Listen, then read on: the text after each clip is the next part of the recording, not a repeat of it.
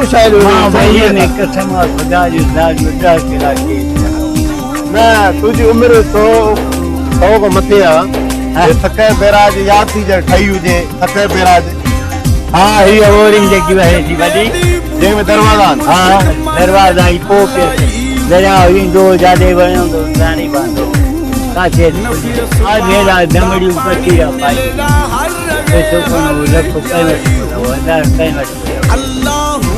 ओडने बदे जाला गुरिया नी ना पैसा जाई आज बात करियो ये नहीं तुम्हारा पंजरे अल्लाह अच्छा जो कि हिंदू तो वया पाए इंडिया वया हिंदू तुझा वास्ते रहा यार जे कि तू ने वया हो इंडिया इलाही यार अच्छा इलाही उन्हनि जो पोखण गयूं से सब मन पूरी करंदा उन्हनि जो ता जमीन अच्छा मिठो हुयो टिकियो हुयो मां खीर थो ने चेमा में खणा जॾहिं वाणा चवनि था भॼन था ऐं पंजाबी अचनि था मां माण्हू खीर जो ये असां हाणे 40 साल थिया उमिरि 35 साल घुमी कोन सघो थोरो फिट लॻो पियो आहे 20 साल में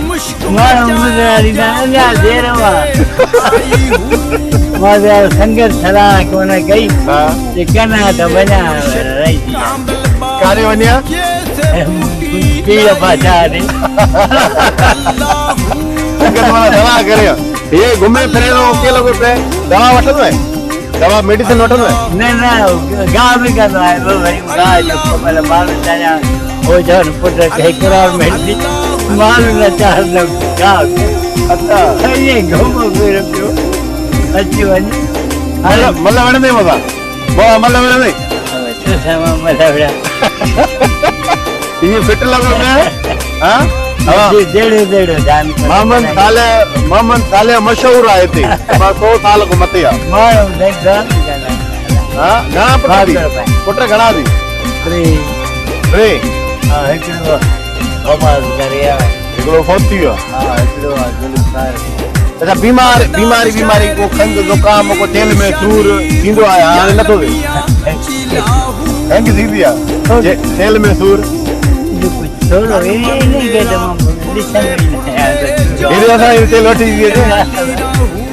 असां हली वेंदासीं 50 खन हली वेंदासीं असां 50 खन हली वेंदासीं